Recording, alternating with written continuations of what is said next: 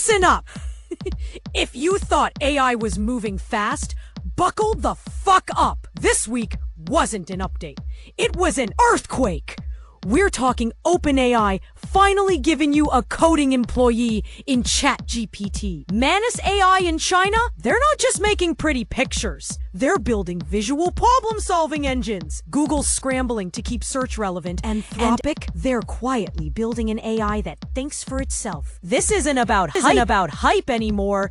This is about leverage. The tools are here to 10x your output, automate entire departments, and build things you couldn't dream of last year. If you're not paying attention, you're not just missing out. You're actively choosing to fall behind. So let's cut the crap and get straight to what actually matters for you and your business. This is the new game. Learn the rules or get played. All right, Codex, this isn't just another feature. It's OpenAI handing you a full-stack developer for the price of a pro subscription. Think about that. It runs in its own sandbox. No data leaks, pure focused work. Connect your GitHub, throw it tasks, build features, squash bugs, refactor garbage code. It even runs tests. You can watch it cook real time. Terminal logs, status updates, total transparency. This thing is built on Codex 1, fine-tuned on actual coding tasks, not just random text. It hits 75% on Sweetbench. That's a serious jump from GPT-4. The beauty? Low config. It learns your architecture. It commits changes, gives you logs, review, tweak, pull. Done. Now, with Codex Mini, faster, cheaper, $1.50 per million input, $6 for output, 75% off for cached prompts. That's practically free for repetitive tasks. OpenAI's play is clear. Turn ChatGPT into a workspace. Codex is your new coding intern who actually gets stuff done, letting your senior guys focus on the big picture. This is about efficiency, speed, and crushing your development backlog. Get on it. Now, while OpenAI is beefing up ChatGPT, look east. Manus AI from China? This ain't your grandma's image generator. They just dropped something that makes Midjourney look like MS Paint for amateurs. This is a visual problem solver. You ask for a modern Scandinavian living room? It doesn't just puke out furniture.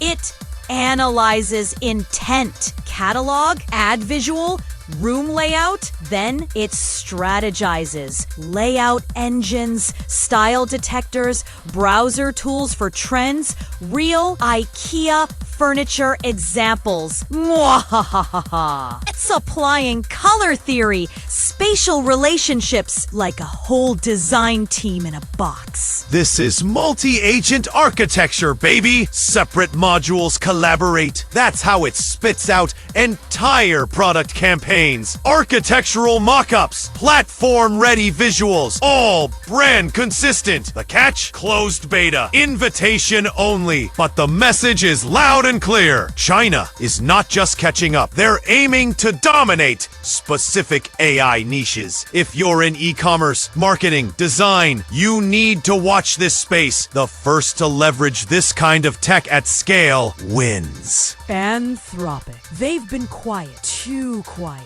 And when smart people are quiet, they're building. Leaks are dripping about Claude 3.8 or Claude 4. They're even seeing Neptune in config files. 8th planet versioning. You do the math. They denied it. Sure, after that win 4 months of mass contest thing blew up. But the back-end evidence is piling up.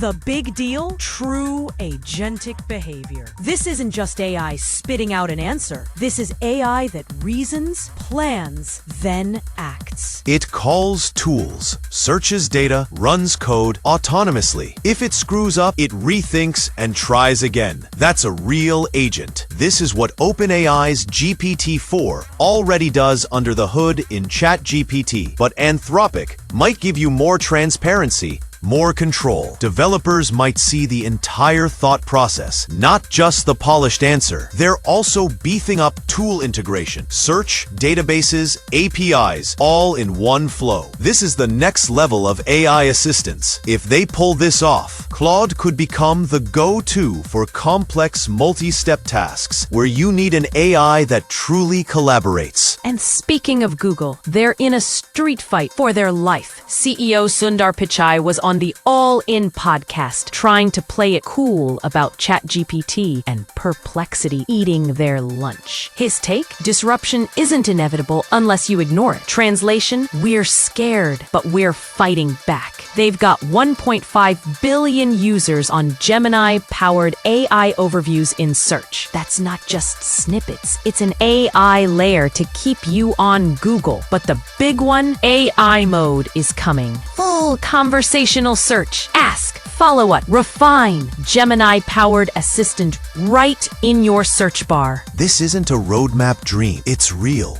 And they'll flaunt it at Google I/O. But here's the kicker. Apple might ditch Google Search in Safari for an AI native system, their own or even OpenAI's. That's a body blow, especially on mobile. Google stock tanked on that news. Pichai says they've weathered storms before. Mobile search, TikTok. He's betting they can make search smarter, more conversational than any AI chat app. The question is, can an old dog learn enough new tricks fast enough to survive this AI onslaught? So, there you have it. Codex, Manus, Claude, Google AI. The board is set, the pieces are moving. This isn't just tech news. This is the future of work, of creativity, of how businesses operate. The question isn't if AI will change your industry. It's how fast, and are you ready to capitalize on it? Which of these tools gives you the unfair advantage? What's the arbitrage opportunity you see? Drop your thoughts in the comments. I want to know what you're building with this.